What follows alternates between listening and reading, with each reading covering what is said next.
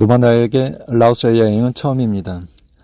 라오스에 오기 전까지 라오스는 그저 경제적으로 어려운 나라, 여행지로서도 한국에 알려졌듯이 그저 방비행과 루앙프라방 정도가 모두일 거라고 생각했습니다.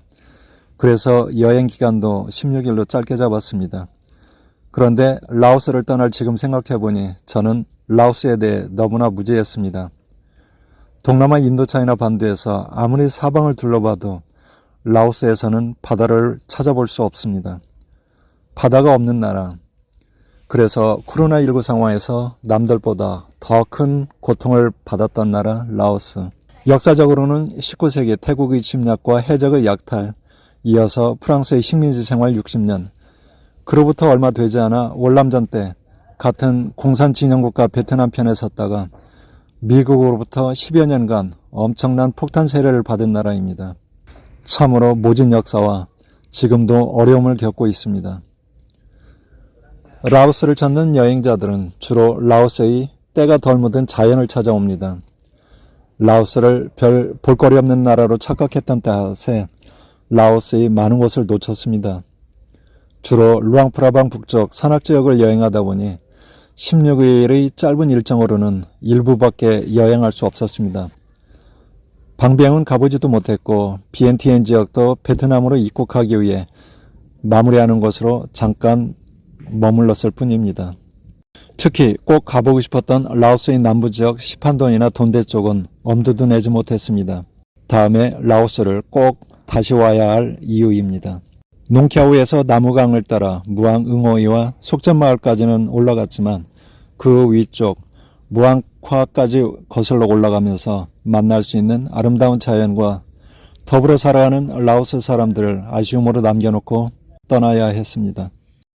라오스의 자연을 편안하게 만끽하기에는 아직 인프라가 충분치 않습니다. 3년 전 고속철도가 개통되어 비엔티엔에서 무앙사이나 보텐까지는 빠르고 안락하게 이동할 수 있지만 그 외 지역은 매우 열악합니다.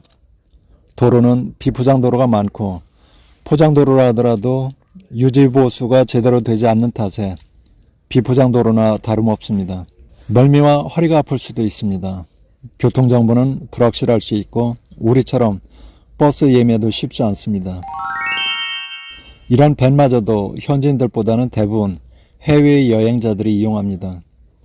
프랑스 여행자들이 특히 많아 라오스어 다음으로 프랑스어를 많이 듣고 볼 수 있습니다. 루앙프라방 북쪽 지역으로 이동을 하기 위해선 하루 한두 대뿐인 밴을 사전 예약해서 보통 서너 시간 정도를 이동해야 합니다. 충분한 시간적 여유를 갖고 마음의 유연성을 발휘해야 합니다. 스위스 못지않게 아름다웠던 농키아우와 무앙응오이 그리고 반나마을까지 걸어가면서 잊고 있었던 저의 옛 모습을 회상할 수 있었습니다. 나무강에서 물고기를 잡아 강변에서 철렵했던 일 등은 50년 전 나를 찾는 순간이었습니다. 하지만 그 속에서도 때묻지 않은 아름다운 자연과 친절하고 정직한 라오스 사람들을 많이 만날 수 있었습니다.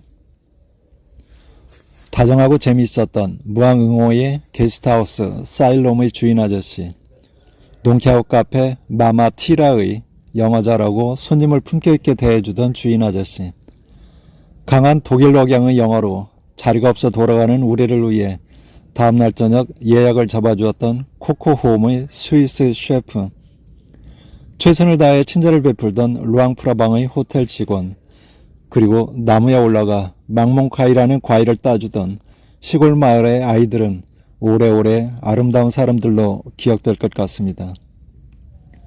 라오스에서도 많은 한국인들의 흔적을 만날 수도 있었습니다. 루앙프라방 곳곳에서는 코이카의 활동 흔적을, 외곽의 도자기 마을에서도 우리나라의 대학과 지자체와 협력하는 모습도 보았습니다. 농키아우나 무앙응오의 오즈마을에도 한국의 자동차들이 즐비했고 시골 마을 구멍가게에서도 한국 제품들을 어렵지 않게 만날 수 있었습니다.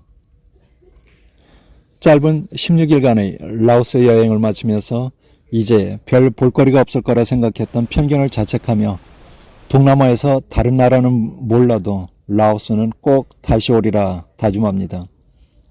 다음 영상은 베트남에서 뵙겠습니다.